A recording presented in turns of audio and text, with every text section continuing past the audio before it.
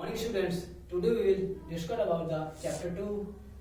हमने पहले पढ़ा था कि स्टैटिस्टिक्स जो है वो दो तरीके से डिवाइड किया गया था, एक प्लूरल सेंस में और एक सिंगुलर सेंस में। हम यहाँ पे देखते हैं कि प्लूरल सेंस में अगर स्टैटिस्टिक्स है तो उसके क्या फीचर्स होते हैं और सिंगुलर सेंस में तो उसके क्या फीचर्स होते हैं। पहले हम देखेंगे प्लूरल सेंस में। तो प्लूरल सेंस में अगर स्टैटिस्टिक्स है तो उसके कुछ फीचर्स ये दिए हुए हैं, आपके ये फीचर्स होते हैं। हम एक एक करके इनको एक्सप्लेन करते हैं।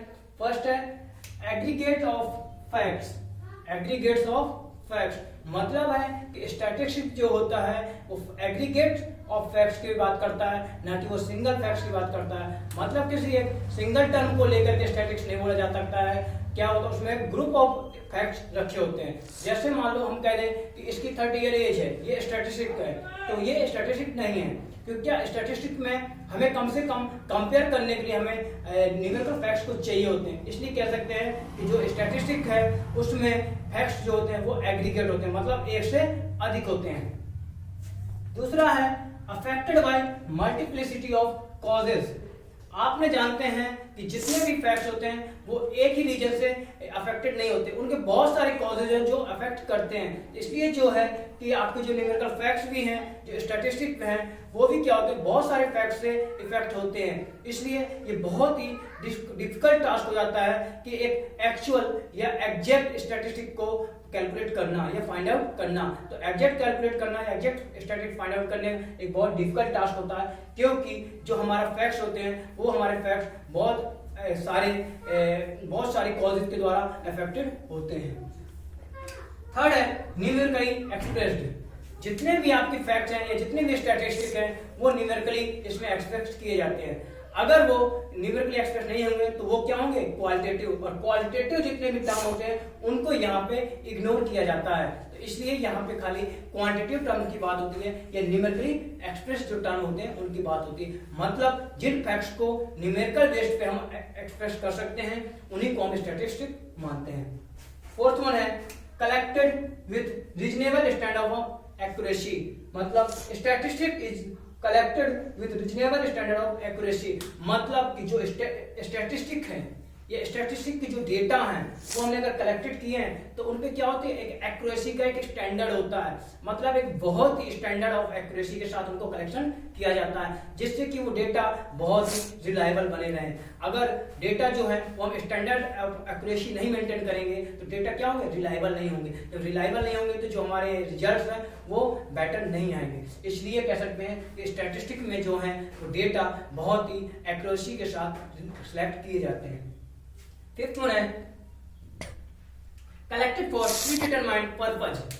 जो डेटा है स्टैटिस्टिक है वो जो कलेक्ट किया जाता है उनका जो ऑब्जेक्टिव है वो पहले से ही डिसाइड किया गया होता है। अगर ऑब्जेक्टिव सपोज हमने पहले से डिसाइड नहीं किया तो उनका जो यूटिलिटी है या उनकी जो उपयोगिता है डेटा की वो अच्छी नहीं रहेगी, वो बेटर नहीं होती। इसलिए कहते हैं कि स्टैटिस्टिक जो है उसमें जो डेटा है उनको हम प्री डिटरमाइंड ऑब्जेक्टिव के लिए कलेक्ट करते हैं। मतलब इनका जो ऑब्जेक्टिव है वो पहले से ही डिसाइड होता है। Number 6 static in a systematic manner. जो स्टैटिस्टिक की जो डेटा है, न्यूमेरिकल जो फैक्ट्स हैं जो न्यूमेरिक फैक्ट्स हैं उनको जो कलेक्ट करते हैं एक सिस्टमैटिक मैनर में करते हैं। अगर सिस्टमैटिक मैनर में नहीं करेंगे तो क्या होगा, वो डेटा है वो हमारे पास रॉन्ग आएंगे या एडिटेड आएंगे, गलत आएंगे।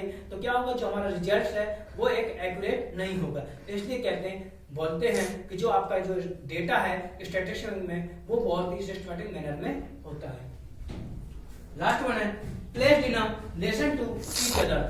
जो स्टैटिस्टिक के डेटा होते हैं वो खाली अकेले अपने आप में नहीं होते हैं, उनका दूसरे डेटा के साथ भी रिलेशन होता है। मतलब एक डेटा का दूसरे डेटा के साथ रिलेशन होता है। तो ये आपका हो गया प्लूरल सेंस में।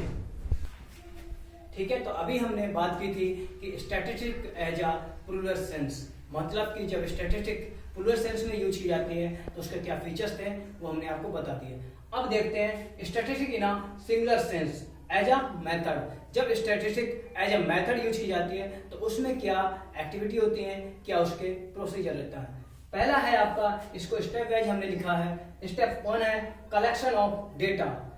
स्टैटिस्टिक एज अ मेथड, जब स्टैटिस्टिक को एक मेथड के रूप में यूज किया जाता है ऑर्गेनाइजेशन में तो उसमें हम क्या करते हैं, सबसे पहला होता है कलेक्शन ऑफ डेटा, मतलब कि सबसे पहले हम डेटा को कलेक्ट करते हैं। डेटा को हम कलेक्ट कैसे भी कर सकते हैं, डायरेक्ट वे में, इनडायरेक्ट वे में, मतलब अपने पर्सनल व्यक्तियों को भेज करके कर सकते हैं, डाक के थ्रू कर सकते हैं, मैगजीन के थ्रू कर सकते हैं, रिपोर्ट के थ्रू कर सकते हैं। तो डेटा हम कलेक्शन कैसे भी कर सकते हैं, तो ये डेटा कलेक्शन होता है। मतलब है कि पहला होता है आपका कलेक्शन ऑफ डेटा। जैसे आप लोग ये है कि आप सपोज आप लोगों को कोई प्रोजेक्ट दिया जाता है, तो आप लोग क्या करते हैं, डेटा कैसे कलेक्ट करते हैं, बुक से करते हैं, टीचर से पूछते हैं, न्यूज़पेपर देखते हैं, मैगजीन देखते हैं, गूगल के थ्रू विकिपीडिया देखते हैं। तो ऐसे ही क्या होता है, स्टैटिक एज अ मेथड जब यूज किया जाता है तो सबसे पहले हम डेटा को कलेक्ट करते हैं from the various sources, direct sources और इनडायरेक्ट सोर्सेज, ठीक है।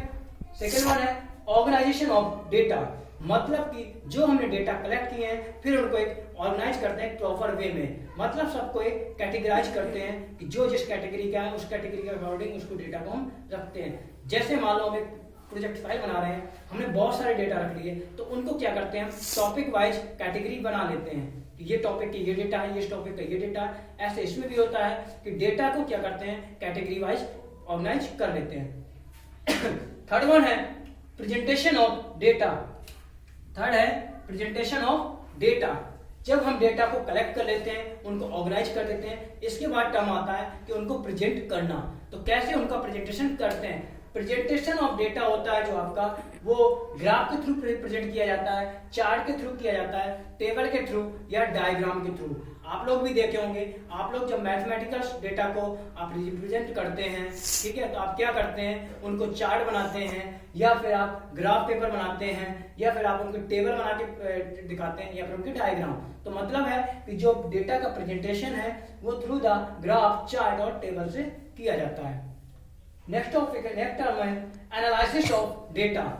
जब आपने डेटा कलेक्ट कर लिया, ऑर्गेनाइज कर लिया, फिर उसका प्रेजेंटेशन भी कर दिया, अब इसके बाद क्या होता है, एनालिसिस किया जाता है कि जो डेटा हमने कलेक्ट किया है, ऑर्गेनाइज किया है और प्रेजेंट किया है, उसको हम एनालाइज कर लें कि वो डेटा हमारा सही है या नहीं है, या वो एक्चुअल फैक्ट सही बैठता है या नहीं बैठता। तो इसके लिए क्या करते हैं, हम सेंट्रल टेंडेंसी कैलकुलेट करते हैं। सेंट्रल टेंडेंसी में क्या होता है, combination of mean, median, mode, मतलब कि सेंट्रल टेंडेंसी में मीन, मीडियन, मोड कैलकुलेट करते हैं, डिस्पर्सन कैलकुलेट करते हैं, कोरिलेशन कैलकुलेट करते हैं, स्टैंडर्ड डेविएशन कैलकुलेट करते हैं, रेंज कैलकुलेट करते हैं। तो मतलब है कि ये सब कैलकुलेट के अकॉर्डिंग आप एनालिसिस करते हैं कि डेटा हमारा एक्यूरेट है या नहीं है। तो मतलब है कि जो एनालिसिस होता है उसमें ये सभी मेथड्स आते हैं, जैसे mean, median, mode, correlation, regression, dispersion, standard deviation, ये सभी के थ्रू क्या करते हैं, हम डेटा का एनालिसिस करते हैं कि वो हमारा एक्चुअल फैक्ट से सही है या नहीं है। एंड लास्ट स्टेप होता है इंटरप्रिटेशन ऑफ द डेटा। जो हमने डेटा कलेक्ट किया था, ऑर्गेनाइज कर लिया था और प्रेजेंटेशन भी दे दिया, उसका एनालाइज भी कर लिया, जब डेटा आपका एक्यूरेट होता है, सही हो जाता है, तो क्या करते हैं, आप उसको इंटरप्रेट करते हैं, मतलब फिर आप उस डेटा को अपने अथॉरिटी को, अपने यूजर्स को इंटरप्रेट कर देते हैं, मतलब जो आपके रिलेटेड यूजर हैं उनको दे देते हैं या आपसे रिलेटेड जो भी अथॉरिटी है उनको प्रोवाइड कर देते हैं। जैसे वर्ल्ड बैंक मान लेते हैं, वर्ल्ड बैंक जो है वो डेटा कलेक्ट करती है, सॉरी वर्ल्ड बैंक क्या छोड़ो, करंट का भी एग्जांपल लेते हैं, WHO क्या करती है, सबसे पहले वो डेटा कलेक्ट करती है। एग्जांपल देखना है, इस पूरे मेथड का है। WHO भी क्या कर रही है, static as a method use कर रही है। वो क्या करती है, सबसे पहले डेटा को कलेक्ट करती है, डेटा को कलेक्ट करती है फ्रॉम द वेरियस सोर्सेज, मतलब कि सभी कंट्री की रिपोर्ट लेती है, उसके थ्रू क्या करती है, वो डेटा को कलेक्ट कर लेती है, ठीक है। इसके बाद क्या करती है, वो ऑर्गेनाइज करती है, सभी डेटा को ऑर्गेनाइज करती है। कैसे ऑर्गेनाइज करती है, कितने लोग डेथ हुए, कितने लोग अभी रिकवर हो रहे हैं, कितने लोग डेंजर जोन में हैं, कितने लोग मर चुके हैं, कितने लोग अभी संक्रमित हैं, तो मतलब इन्फेक्टेड हैं, कितने लोग इन्फेक्टेड नहीं हैं, किस एज के लोग इन्फेक्टेड हो सकते हैं, किस एज के लोग इन्फेक्टेड नहीं होते हैं। तो ये सभी क्या है, ऑर्गेनाइजेशन ऑफ डेटा, मतलब डेटा का ऑर्गेनाइजेशन किया गया। फिर करते हैं प्रेजेंटेशन ऑफ डेटा। इसके बाद आपने देखा होगा, आप जब गूगल करेंगे, WHO की वेबसाइट पे जाएंगे तो आप क्या देखेंगे कि वहां पे चार्ट बने होते हैं, ग्राफिकल चार्ट होते हैं। तो चार्ट के थ्रू क्या करते हैं, वो आपका डेटा को प्रेजेंट कर रहा है। तो WHO भी क्या करता है, वो आपके समय के इन्फेक्ट जो कोरोना वायरस है उसकी क्या है, वो उसको वहां पे शो कर रहा है कि कैसे जो डेथ का रेट बढ़ रहा है, कैसे इन्फेक्शन रेट बढ़ रहा है, कौन कौन से स्टेज के लोग बढ़ रहे हैं, किस कंट्री में कितना रेट है, तो वो सभी वो प्रेजेंट कर रहा है। इसके बाद है एनालिसिस ऑफ डेटा, इसके बाद वो डेटा को एनालाइज भी कर रहा है। एनालाइज कैसे कर रहा है? वो भी मीन निकालता है, उसका एवरेज निकालता है कि कितना एवरेज कहाँ पे रेशियो निकल रहा है, किस रेशियो से स्पीड से बढ़ रहा है। जैसे किसी कंट्री का है तो निकालता है कि किस रेशियो में उसका इंक्रीजिंग रेट बढ़ रहा है या वो इंक्रीजिंग रेट घट रहा है, तो वो एनालाइज भी कर रहा है। साथ ही साथ इंटरप्रिटेशन ऑफ डेटा, जब ये सभी रिपोर्ट इतनी कर लेता है, इसके बाद क्या कर रहा है वो WHO अपनी रिपोर्ट को इंटरप्रेट कर रहा है, यूएनओ को, साथ ही साथ जो मोस्ट इंपॉर्टेंट कंट्रियां हैं उनको, जैसे कि यूएनओ को अपनी रिपोर्ट सौंपता है कि ये हमारी रिपोर्ट रही है, ये आप रिजल्ट इंटरप्रेट कर रहा है, उनको देता है। साथ ही साथ जो आपके सभी कंट्रीज के जो मेडिकल अथॉरिटी होती हैं उनको भी प्रोवाइड करता है। तो इस तरीके से कह सकते हैं स्टैटिस्टिक को हम एक प्लूरल सेंस में भी यूज करते हैं और एक इसके सिंगुलर सेंस में भी यूज करते हैं। तो एज ए मेथड का हमने एक एग्जांपल आपको दे दिया WHO का, ठीक है। तो आप लोग भी थोड़ा स्टडी करेंगे और इसको कंप्लीट करेंगे। नेक्स्ट टॉपिक आपका जो लिमिटेशन है, एडवांटेज है स्टैटिस्टिक्स की, वो हम कल देखेंगे।